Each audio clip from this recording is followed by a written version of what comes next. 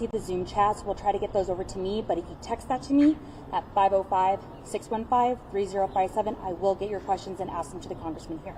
So give me a second and we'll get started. But this is the shot. Are you guys all set? Thumbs up all around. Great. And then for our Spanish media, he will be giving remarks in Spanish as well. And if you have questions in Spanish, you can answer them in Spanish. Thank you.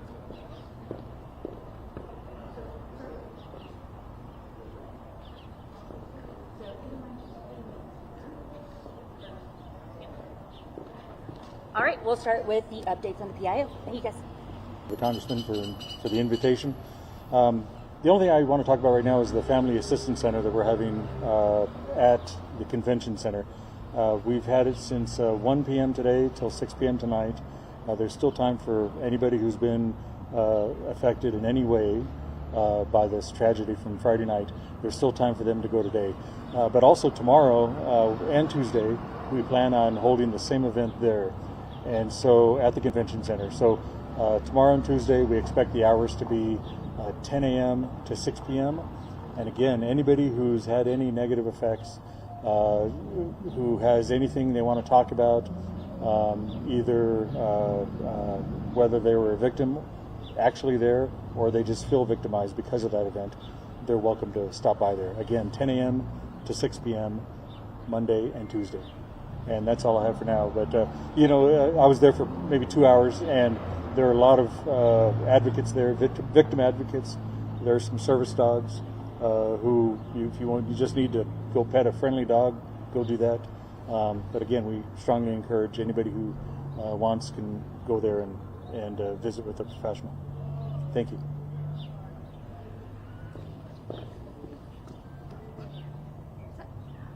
All right, everybody, we'll kick it over to Congressman Vasquez. He will be giving his remarks in English, then Spanish, and then we'll kick it over to questions.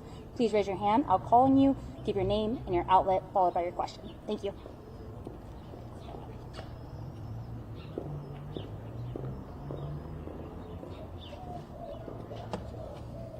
Thank you, Valeria. Thank you all for being here today.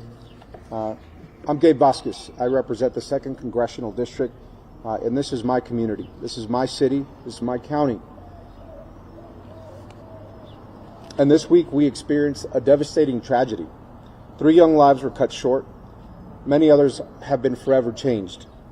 My heart is with the families and their children, with every person in our community who's grieving, who's frightened, and who's angry. And I want you to know that you're not alone. My prayers go to the families of Andrew Madrid, Jason Gomez, Dominic Estrada, and all who were injured in this terrifying accident. It's a travesty to have lost 3 lives that were so young. What happened at Young Park, my old city council district, is a painful reminder that we are facing a deep systemic challenge. A challenge that requires all of us to step up. First, I want to thank the first responders, the medical personnel, and the law enforcement officers who acted quickly in the face of chaos. Their courage reflects the very best of who we are as a community. We must bring the people who perpetrated this horrific act to justice. And I will work closely with law enforcement and have been working closely with law enforcement to ensure that they can do their job. We owe it to the victims to ask hard questions and demand clear answers. We need to know how it happened, what signs were missed, and how we can close those gaps that allowed this violence to unfold. That's not finger pointing. We have to know our kids are safe when they leave their house. I'm committed to working with our city leaders, law enforcement, schools, and our families to understand the full picture of exactly what happened at Young Park, and to make sure that we're doing everything possible to prevent this from happening again. I also know this crisis doesn't start or end with a press conference. We need to talk about doing more to support parents and teens in this new age, about knowing where our kids are when they leave their homes, and about the access that young people have to deadly firearms. We need real solutions. We need honest conversations, and above all, we need unity, because our community is hurting, and healing requires all of us. To the families of the victims, I stand with you. I will fight for justice, for answers, and for a future where our children can live without fear. Esta semana, Las Cruces vio una tragedia devastante. 3 vidas jóvenes fueron arrebatadas y muchas más quedaron marcadas para siempre. Mi corazón está con las familias que están de luto por sus hijos y con cada persona de nuestra comunidad que está de luto con miedo o con rabia. No están solos. Mis oraciones están con las familias de Andrew Madrid, Jason Gómez y Dominic Estrada. Es una injusticia perder 3 vidas tan jóvenes. Lo que ocurrió en Young Park es un recordatorio doloroso de que enfrentamos desafíos profundos y sistémicos que requieren que todos demos un paso adelante. Primero quiero agradecer a los que ayudaron, al personal médico y a los oficiales que actuaron con valentía en medio del caos. Su coraje representa lo mejor de nuestra comunidad. Debemos llevar ante la justicia a los responsables de este acto de violencia y trabajaré estrechamente con las fuerzas del orden para asegurarme de que puedan cumplir con ese deber. Le debemos a las víctimas hacernos preguntas difíciles y exigir respuestas claras. Necesitamos saber qué sucedió en este parque, qué señales se pasaron por alto y cómo llegamos a la justicia. Tenemos que garantizar que nuestros hijos estén seguros cuando salen de sus casas y sus hogares. Estoy comprometido a trabajar con los líderes locales, las escuelas, la policía y las familias para entender y hacer todo lo que pueda posible y lo que está a nuestro alcance para evitar otra tragedia. También sé que esta crisis no comienza ni termina con una conferencia de prensa. Necesitamos hablar sobre cómo apoyar mejor a los padres, a las familias y a los adolescentes en esta nueva época que vivimos hoy. Sobre saber dónde están nuestros hijos y cómo tienen acceso a estas armas de fuego peligrosas. Necesitamos soluciones reales, necesitamos conversaciones honestas y por encima de todo necesitamos unidad, porque nuestra comunidad está herida y la solución y la sanación requiere que todos estemos apoyando a estas familias y las familias de las víctimas que todavía están en el hospital. Para ellos les quiero decir, estoy con ustedes.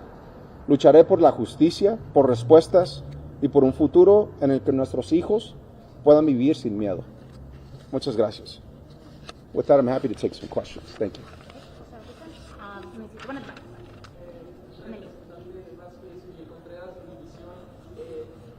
Ayer en la conferencia de prensa con las autoridades se mencionó mucho de este tipo de eventos que son comunes aquí en Las Cruces y se mencionó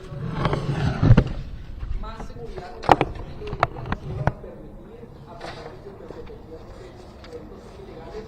Sin embargo, en pláticas con presidentes que son parte de la comunidad, son parte de los eventos que unen a la comunidad aquí en Las Cruces, ¿qué podríamos hacer para que mejor se abra el espacio a este tipo de eventos, pero a lo mejor con más seguridad, o qué opinamos a lo mejor de los más responsables que ya cancelamos por completo, qué es lo que se les podría o nos propondría? Creo que hay una responsabilidad a los oficiales de la ciudad ayudar a tener estos eventos que son sancionados, que son protegidos por seguridad o por la policía. Lo que hemos visto, hay una fuerte cultura de los carros aquí. Por muchos años en la frontera hemos tenido esa cultura. Lo que hemos visto y lo que yo he visto, especialmente de este evento, es que no es sobre todo los carros. La gente que está en lugares como Young Park, que se reunieron para este evento, tenían armas, tenían problemas entre ciertas facciones de sus familias. Tenemos que asegurar que si los carros van a ser parte de nuestra cultura, que tenemos que hacerlo en una manera que es segura y tenemos que tener la confianza que cuando nuestros hijos e incluso también nuestros jóvenes que vienen a participar puedan estar seguros en ese tipo de lugar. Entonces voy a trabajar con la ciudad para asegurar que primeramente estos eventos ya no sean permitidos, sino sean sancionados. Gracias. Right here in the Burgundy. Go for it. Representante Esteban Córdoba de Univisión, usted habla de soluciones reales. ¿Cuáles serían esas soluciones? Estamos hablando ya de 4 arrestos. 3 de los involucrados son menores de edad que estaban armados al momento. ¿Cuáles serían esas soluciones en cuanto al control de armas? Pues ahorita la policía está haciendo un trabajo de investigación y no puedo dar muchos detalles sobre la investigación, pero he hablado con ellos personalmente y las personas que han sido detenidas, que creemos que son responsables por este acto, van a llegar a la justicia. Es la primera cosa que tenemos que hacer. Segundo, tenemos que controlar el tráfico de las armas ilegales en nuestras comunidades. Es algo que ha pasado aquí en varios lugares, pasa por la frontera todo el día, todos los días, y tenemos que controlar estas armas de fuego, y la gente especialmente que son los dueños de estas armas tienen que ser responsables. Muchas de estas armas son robadas. Entonces, cuando alguien no asegura su vehículo y tiene armas adentro y son robadas y se usan en un crimen, es muy difícil identificar de dónde vienen esas armas. Entonces, para la gente que están escuchando, que debe de tener el derecho en este país y en este estado de tener sus armas legales, por favor, cierren sus vehículos cuando están en la noche o cuando pasan varios días, porque cuando se roban esas armas, nunca se usan para bueno. Gracias. Congressman, do you mind giving just a quick recap in English for those streaming online on both questions? So first was on the culture of the cars and second. Thank you. The first question was regarding these unsanctioned car meetups and what we can do to help support the car community here, but at the same time ensure that we don't have the public safety issues that come with these types of events. And so the city and the county should work together to make sure that if there are going to be these events happening, that there is security, that there is public safety, because clearly what we saw at Young Park was a chaotic event, a lawless event, where folks were not only in danger from firearms, but people were in danger from being run over from the cars that were spinning out in the parking lot. And there were children there, and there were adults there. There were people who should know better than to take part in these events. And so that leads to chaos. That led to the events that happened at Young Park, and I'm committed to working with city leaders to make sure that if these events do happen, and if folks want to show off the pride of their vehicles, that they can do so in a safe manner. The second question was around real solutions about how to prevent these events, especially amongst our youth. Look, it's simple. 16 and 17-year-olds in Las Cruces should not be riding around with firearms, unregulated, nearly in the middle of the night. And yes, the question is, where are their parents? But the most important thing as well is, why do they have access to these firearms in the first place? How do they have access to these firearms? And my best advice would be to anybody who's a legal gun owner like myself, is to lock up your firearms. I've sponsored legislation in Congress called Ethan's Law to make sure that people face consequences when they don't securely and properly lock up their firearms. And so as we deal with illegal and stolen firearms that are being used to perpetrate crimes on our streets, look, it's this simple, guys. Lock up your firearms in your safes. Lock up your firearms if you leave them in your car. I don't suggest doing that, but if you do, please do that. You'll be doing a favor to the families who were lost in this last event. Johnny, any questions? Algernon? Algernon Danassa, Journal. When you entered your briefing today with Las Cruces Police, I'm interested in what questions you brought into that briefing and whether you were satisfied with the answers to those questions. Thank you, Algernon. Look, I think the Las Cruces Police Department has done a fantastic job in tracking down the perpetrators of this event that happened at Young Park. I think they've cooperated both with state and local and federal officials to find those who are responsible for this horrific event. I also asked questions about resources and what more resources the local police department needs to properly do their job. Look, the reality is that there is a budget in the city of Las Cruces that funds 222 officers here currently, but we need to step up our recruitment efforts. We need to make sure that more police officers are entering the force, and that, you know, is going to be something that's going to take a little bit of time. However, I wanted to make sure that the information that I got, and perhaps why police did not respond to calls that were made earlier to the park, were valid concerns, and they were. Our police department here is stretched very thin. They have a lot of places to be, and they have high priority calls that they need to attend to. And these car meetups, unfortunately, are not something new. They happen all the time. Unfortunately, this particular event obviously caused a devastating loss of life and injured many others. And so I look forward to continuing to work with the local police department. I've been supported legislation in Congress called the Invest to Protect Act, which is meant to fund local police officers in cities like Las Cruces to be able to provide federal support for additional positions. Right now, the police department is struggling with finding officers because the state police department offers substantially more money when they recruit new officers. So we're actually losing officers to the state as well as new recruits to the city. which is something that has to change. We have to have parity in that pay scale for local police officers here in Las Cruces and for state police if we can expect to get back to those levels where we need to be. Thank you, Aldrina.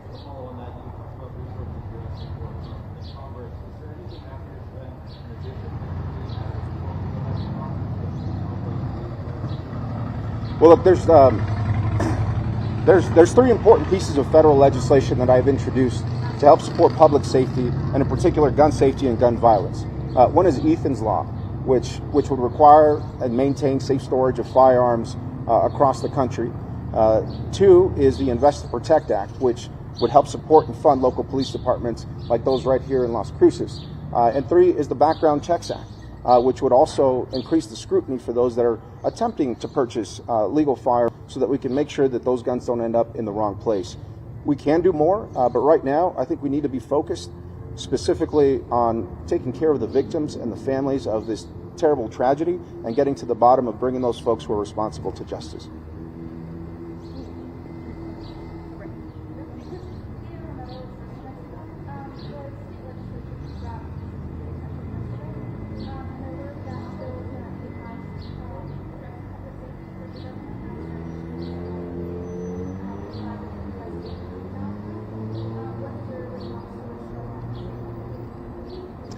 I'm going to let state legislators and the governors do their job here at the state level. I'm going to do my job in Congress, including supporting these important pieces of federal legislation. However, our local leaders understand the nature of the problems that we face here, especially with juvenile crime. And so I would hope that everyone can work together, Republicans and Democrats, to bring real solutions to the table. Whatever that looks like in the upcoming legislative special session, we'll see the details from there, and I'd be happy to weigh in when that becomes apparent. Thank you. I have a question from Damian Willis with Oregon Mountain News. Friday's mass shooting is the largest in New Mexico when it comes to total casualties dating back at least 35 years.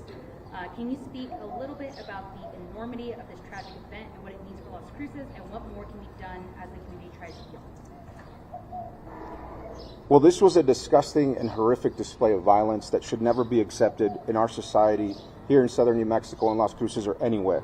So let me make that very clear. The families who are suffering today are not just of the victims who were killed, but of those who were injured, many who are in critical condition, and were bystanders, innocent folks caught up in the crossfire of what happened at Young Park. And so this is terrible. You don't expect that when your 16 or 17-year-old leaves the house on a Saturday night that they may end up the victim of gun violence, potentially die, or be sent to a hospital and be in critical condition.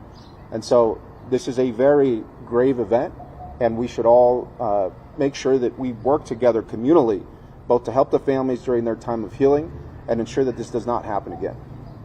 Great. Any other follow-ups? Okay, great. I just have one statement to read, and then you're good. If you want to have any questions. Okay. I just want to thank you all, and again, to the victims and to their families, my heart goes out to everyone who has been part of this tragedy. The police department is working very hard and has been using federal resources, including the FBI and the ATF, who are participating in this investigation that I've had a chance to speak to get to the bottom of this, to bring those involved to justice. But more than anything, my heart really hurts for the young people of Las Cruces.